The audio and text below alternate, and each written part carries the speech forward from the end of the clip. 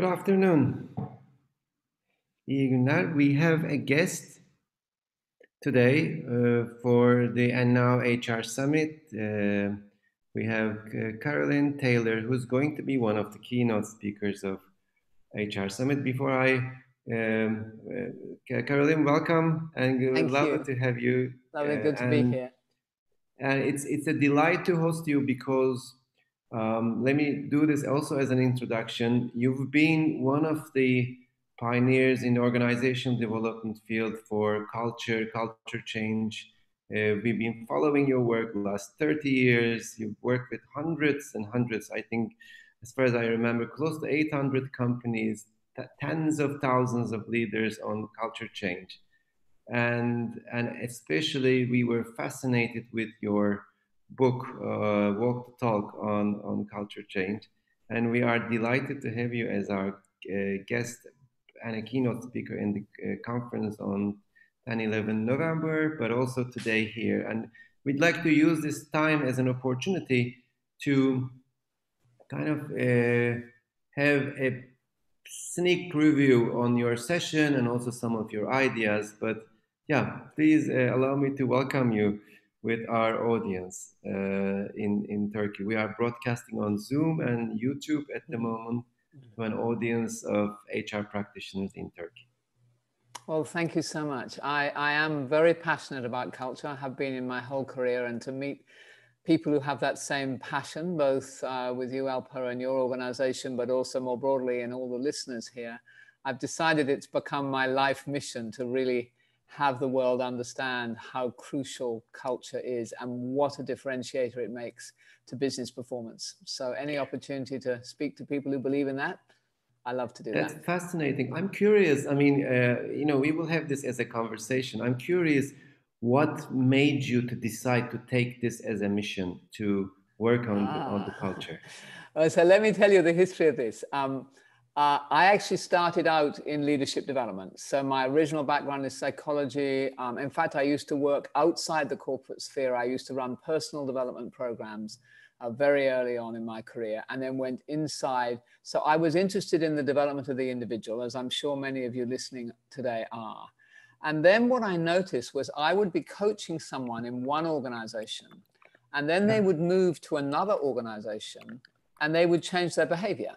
So for example, somebody who was having difficulties, say, in speaking up in meetings, then I would meet them in their new organization where they were now employed, and they would say, oh, now, everyone speaks up and it's easy for me to speak up. And then I got really curious because I went, okay, there is a power, there is a force that is more powerful than the individual, that can cause an individual to change their behavior because they are inside a different environment, inside a different community. And then I realized that it was culture. And at that time, really, Edgar Schein, of course, was writing about culture from Harvard, but there was nobody else working anywhere in the world on culture. And so we started in my organization to research it, to investigate it. We developed a whole methodology. And the reason I got interested in it was because I realized it was a shortcut. That, we could work leader by leader by leader to change behavior, but that takes a long time. Whereas if you can change the culture, you lift the behavior of almost everybody who is in that culture. There's an expression I love in English, which is that a rising tide lifts all boats. So as the tide comes up, every boat that is in the tide will also lift. And I think that's what culture is. So because I wanted a shortcut, I thought, okay, if we can work on the culture, we can change the behavior of many leaders, even the people who perhaps wouldn't respond to one-on-one work or coaching or leadership development, for reasons that we can talk about more in this. So that was what made me fascinated about it, because I have a passion for human growth, for human potential. That's really my passion underneath it. And I love how you phrase it, that working with culture is a shortcut to it.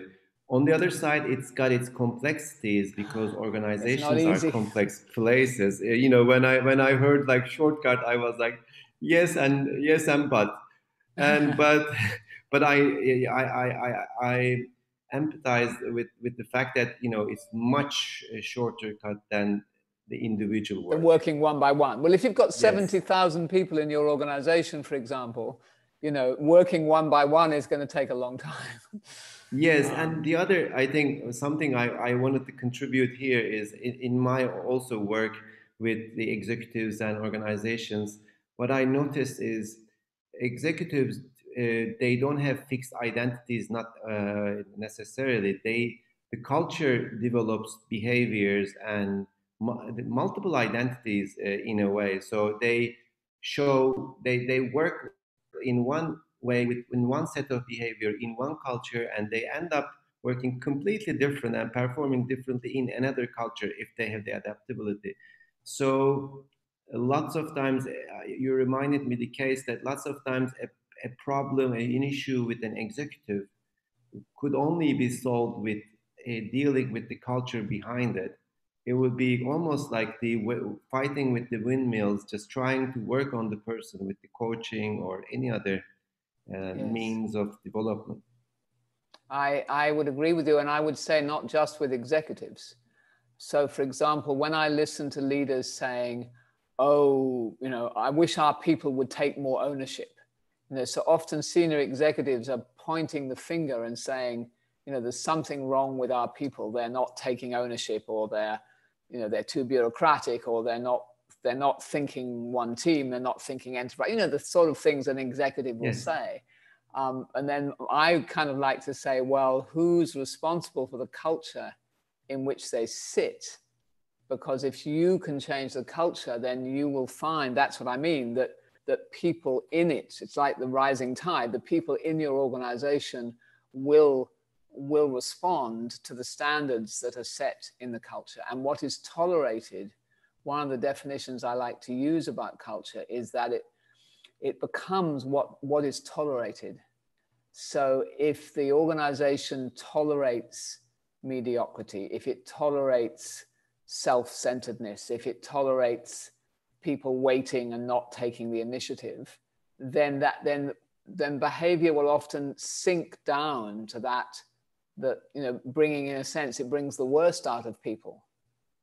Whereas if the culture has very high standards, then people will lift up and be the best they can be. So I think it's not just the executive. I think it's true for all behavior in organization, that culture for me is the way to tackle behavior en masse, rather than leadership development, which I see as tackling behavior one by one. Yeah.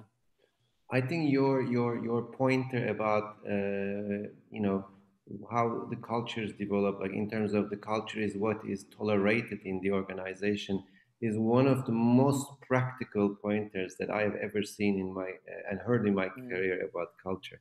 Because thank you. No, it's fascinating, because one of the dilemmas in the culture, I was going to ask about that. We kind of responded to this before I asked it. That as high-level executives, you said we are responsible, they are responsible, but actually we all know that as a high-level executive, we are in charge of the culture, but we are not in control of that. So there is this dilemma. And then how do you influence something that you're in charge but not in control of? And I think your advice about tolerance or not tolerating is very helpful. But I'd like to hear what you would say about that. You know, how can we influence something that we're not fully in control of, but we are completely in charge of? Well, of course, boards of directors are thinking about that even more these days, as they're being held accountable for some of the reputational disasters of their people. So they're going, but how can we be accountable for this? Whoa, so that's a big question of what you're asking there. So I think, I mean, I said tolerate. The full definition we give of culture is that it is the patterns of behavior that are encouraged and discouraged and tolerated. And so, and those patterns of behavior, I mean, yes, they're encouraged by an individual leader on a day-to-day basis. A supervisor is going to encourage certain behaviors in their people and discourage others and tolerate.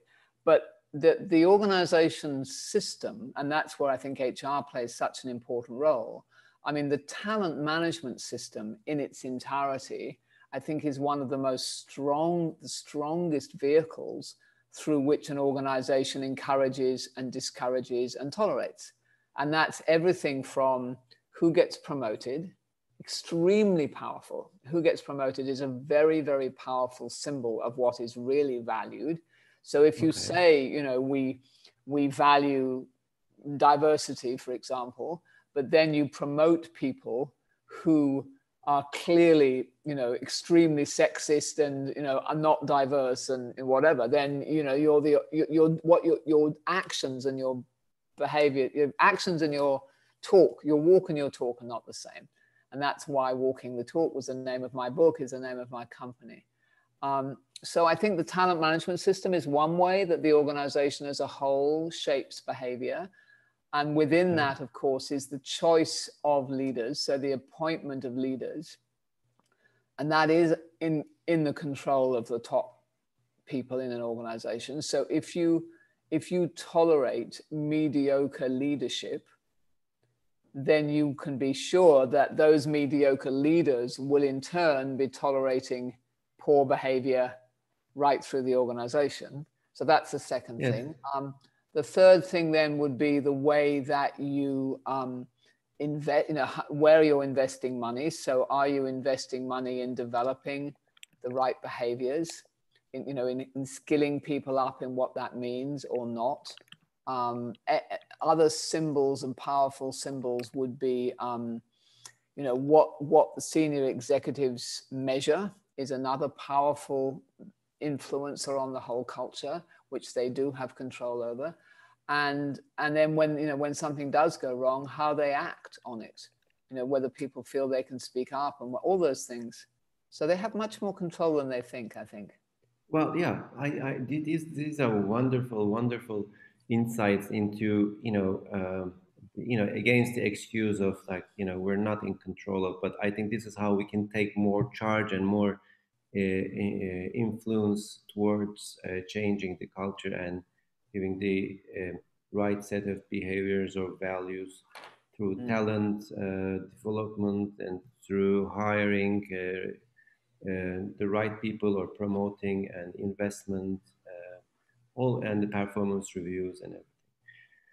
And as we've discussed before, the theme of this year's conference was set as on being agile. We call it agile or fragile, and it's promoting the agile practices and also talking about the role of HR in the agile practices. And that was before the current pandemic, but something happened in between, and we have the pandemic, and which actually almost forced all of us to work one way or another in an agile fashion.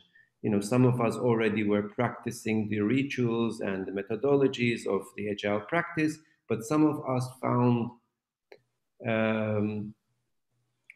their organization and their team and their HR function in the midst of an agile work, without the structure, maybe without methodology, but still in the broader sense, the agility has become the key. But I'm curious how you would see the agile culture, because you have done in 2019 a wonderful research report on agile culture, and how you would see the need for agile culture in today's world and the current context. Yeah, thank you.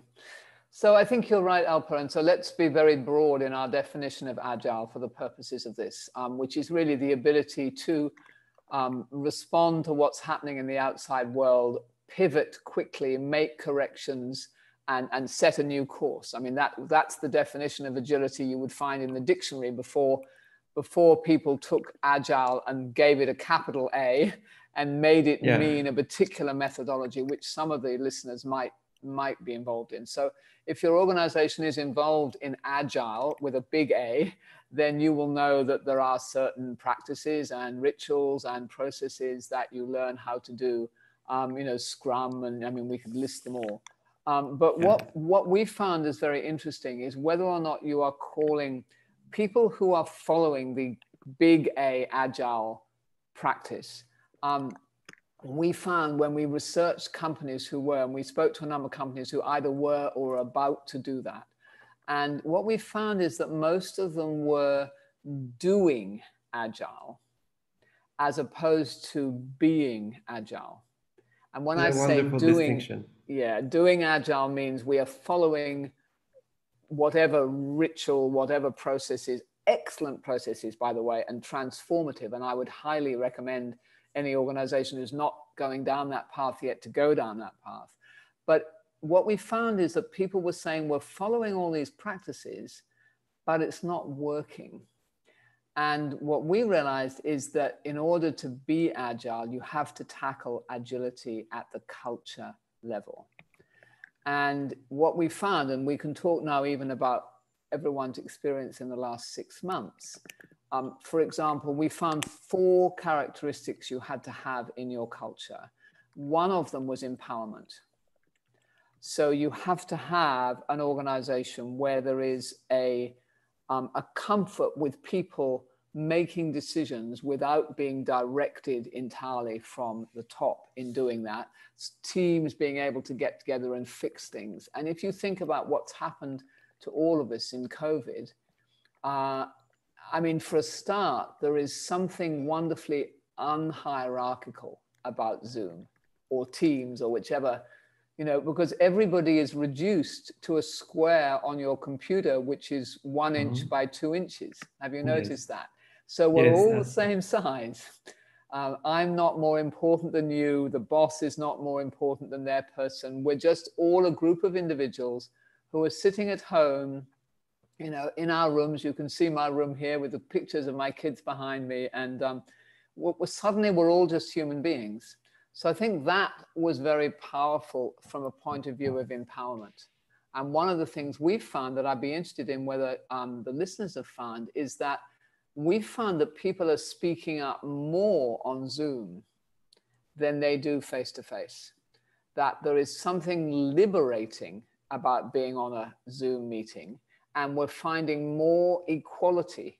So i.e., if you've got 20 people, more of the 20 people are speaking. I don't know, Alba, whether you've found that.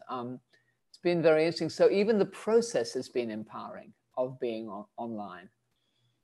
Yes, I think I've been into online practices, and I had 2 primary learnings in terms of the experience of being online. Absolutely, I think if you have the right setup, people have equal voice, and the focus is much greater than and immersive than the face-to-face. It's very interesting. That what I found. I'm, for example, I'm someone who can easily be distracted, and I find myself much more focused in the online settings and meetings, and much more productive. But also, the other thing I found is the success of the online really depends on the leaders or the organizers' group skills. So if you are already good with groups and teams in the physical setting, you will continue to do even better in the online. And if you are already lousy and not so good with the group dynamics or teams and facilitation, the online will be even worse. So I think online augments what is the capability or incapability that we have in the face-to-face. That's been my conclusion. I don't know what your... Well, I think what we've found, maybe we've been fortunate in many of the people we've been working with have reasonably good leaders on that. But what we've found is that people are saying that they feel they have had to step up. So the fear was that if everyone's at home, they won't work. They won't do enough work. So the management fear was, I will lose control. And yet the very thing that agility requires is for management to lose control. Yes. So in a sense, COVID forced management to do the thing they most feared, which was that they had to assume and think the best of their people, that in fact, when they were working at home, the majority would work extremely hard. And when I talk to people, what I'm hearing is most people have been working, if not as hard, possibly harder, because we're going from meeting to meeting. There's less time, we just seem to be more intense. So yes. I think what this COVID has provided an opportunity is that if you are looking to become more agile, COVID forced people to become more agile. And most organizations have actually stepped up. And we've done research talking to people about, do they feel their culture has improved since COVID?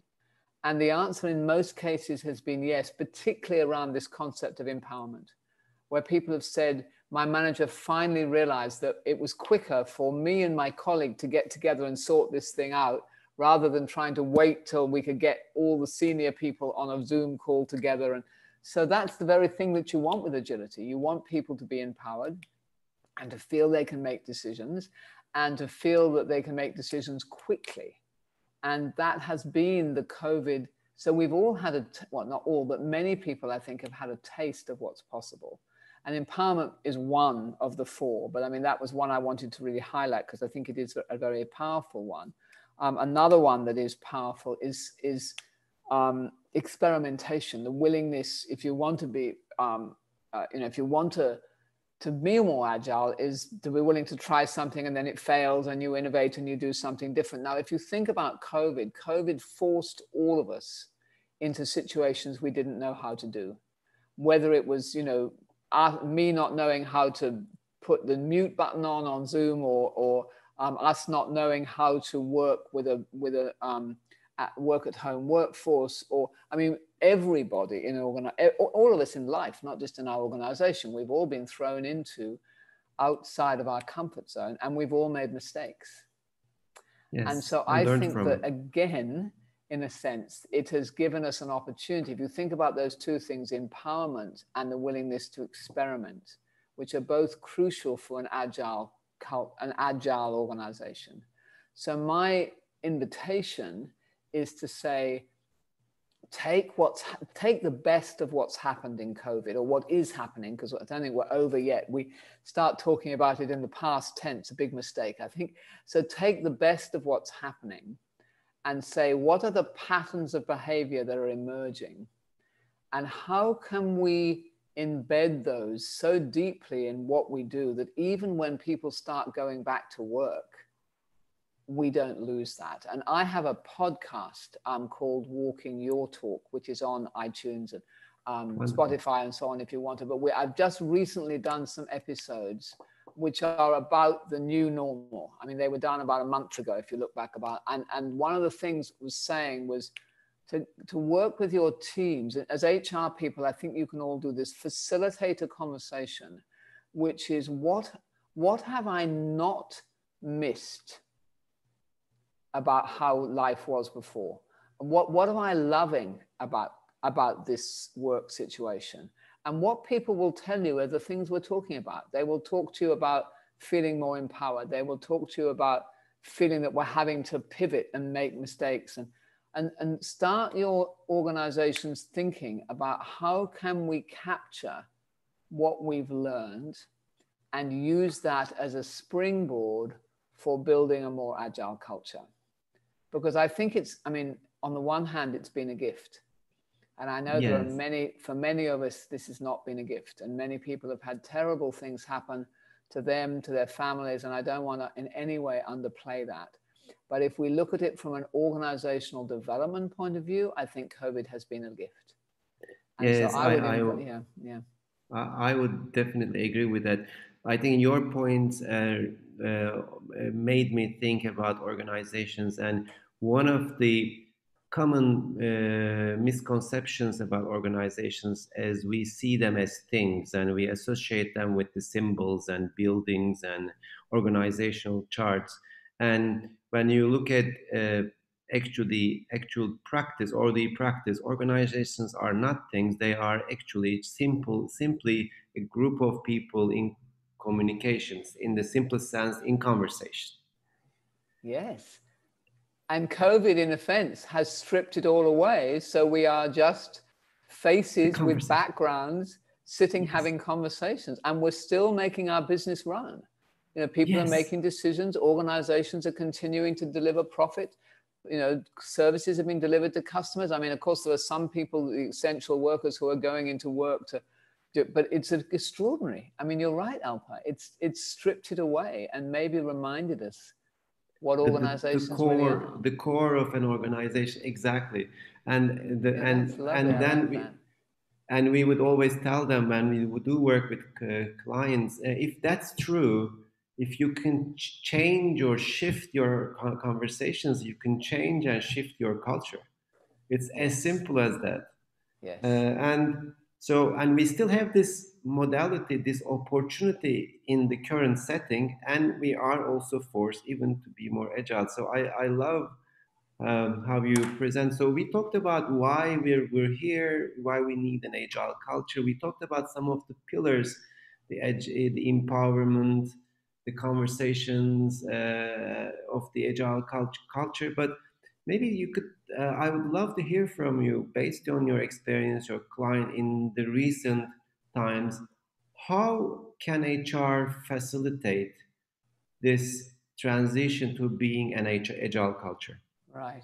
Okay. So I think first of all, let me answer the question, how can HR facilitate any culture change? Okay. Whether it's agility or whether it's customer centric or whether it's innovation or whether it's, you know, whatever culture you're looking for. I think HR has a special role. I think you are essentially the conscience and the coach to start with. So let me explain a little bit more about that. Obviously, you, as HR professionals, we have to role model the behavior we're saying we want. So if we're saying that for an agile culture, we need more empowerment, less control, you know, more innovation, more willingness to make mistakes. I mean, that would just be some, there are others, but so the first question is, what does that mean for you as a person? Are you role modeling that? And are you role modeling that as a function? And to be honest, that in itself is quite a big question. And most HR people I know admit that HR is not necessarily the leading light in modeling its own behavior. That's the first.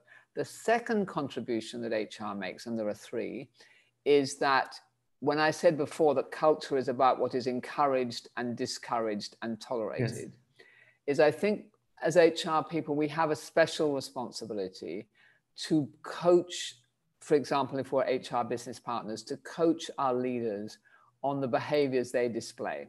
So if your organization has some behavior or culture goals already, and you probably have, probably why you're at this conference, then what are they? And when do you see your leadership team behaving that way in a meeting, and when do you not? So I think we have a special role to be the conscience, either live in a meeting or one-on-one after a meeting, depending on what it is. But to point out, look, we said we wanted to be more focused on the customer. We just had a 2-hour meeting. We didn't mention the customer once. I mean, something as simple as that. So I think there's a coaching role and a conscience role that line leadership expects of HR. That's what they, especially OD. I mean, in a way, they're looking for us to play that role for them, whether you're an internal provider or whether you're an external provider like Alper and I are. And then the third role, as I said before, is the HR systems and the impact of the HR systems and processes, like the talent management system, like the setting of KPIs, like the reward system. All of those things influence behavior. And when you're looking at a new set of culture goals, innovation, empowerment, customer centricity, one team, whatever your culture goal is, the implication is, what does that mean for our HR? How are we recruiting people? Are we recruiting people to that? How are we exiting people who don't fit that profile? What's our succession plan? Does it fit the profile? How are we setting people's KPIs? The whole HR system. So role modeling your own behavior, encouraging and tolerating or not tolerating behavior in others by being the conscience and coach, and where you have an influence over an HR process, look at whether or not that aligns to the new goal. Those would be the three, I think, HR roles. Wonderful. So the actually, I have a question that's coming up at this point, and I think it's a good time to also take some questions.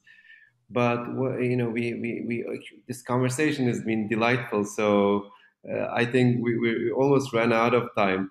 So I'd like to take yes, I'd like to take one or two questions. One question that we received is talking about being in charge and not in control. There is also another challenge for the HR practitioners, also sometimes not having not enough power to bring either systems and practices in the face of the top management. So if I'm working as an HR practitioner but feeling powerless, but with still the awareness and conscious of changing and influencing the culture in the right direction or in the agenda, how can I increase my impact? Influence. How can I make a difference? Okay, so I think one way you can make a difference is by finding the people in the organization, people you do have access to, who most closely represent the characteristics you want for the new culture. So the early adopters, we could call them. Okay. And you should, from where you sit, you will know who some of those are. And then I think you have potentially two roles. One, I think you can do everything you can to encourage those people yourself, because culture changes through the early adopters. It's a groundswell of people who build confidence. And so often those people feel lonely. They feel like they are not a part of, they don't fit because their behaviors are different. So I think you can influence by finding people who can influence, if that makes sense, and encouraging almost like them, finding a coalition. Finding a coalition, and then maybe bringing a coalition together. Maybe inviting them to, sit around a table at lunch if we were all sitting at tables and talk together about what we want to do with the new culture. Or maybe you let your manager know, you talk about those people to people who are of influence and say, look, you really should look at Mary, because my experience of Mary is she's fantastically good at being agile. And so if you're looking at putting somebody in this new role, think about giving her that job, or, so influencing like that, I think, is something that everyone here can do. And forget about the big systems. I agree. You have to really be sitting very senior to make those happen. Wonderful. I have another question, which is, you also said that I think agile practices require, letting go of control. But if, when I am working in an organization that is traditional and control driven, how can I bring the agile practices as an HR professional in a traditional setting? What can I do? So if you work in a very traditional setting, then agile may be one of the more challenging culture goals for you to set. I think what I would say would be, what does your organization have any culture goal at all? So what are the values of the organization, for example? When you listen to the senior people speak, what are the words they use that describe their aspiration? So it may be customer centric. We need to be more focused on customers or whatever. So I think if you have a very controlling organization, then I would be not trying to focus on, that's going to be a difficult thing to change, but maybe you could start changing, bringing the customer, the voice of the customer more into the business, or helping people to think beyond their own team. So more of a one team culture, so more collaborative with other places. So I would probably pick an area for you to become a champion of that maybe wasn't agile, because I think agility, highly controlling traditional organizations and agility don't go easily together. But yes, highly controlling organizations can be successful at being more customer centric, for example, or yes, they can be more successful at being productive, more productivity. And so focus on that, and how can you help that? would be my answer, rather than trying to maybe change the impossible. I don't want to be pessimistic, but I like to be realistic. Yes. Yes, I like to contribute to your answer is one of the ways also I would say that being agile allows us to, if we are right, productivity, customer centricity, these themes are definitely powerful, and within these themes, it allows us to maybe twice as much as work with half the effort. So that could be something to sell to senior executives sometimes who can feel lonely, who can feel frustrated with their executive role. And I think I have one more question. Then we should wrap up. One last question: what kind of development do you recommend for us HR practitioners? What skills should we develop? That's an interesting question.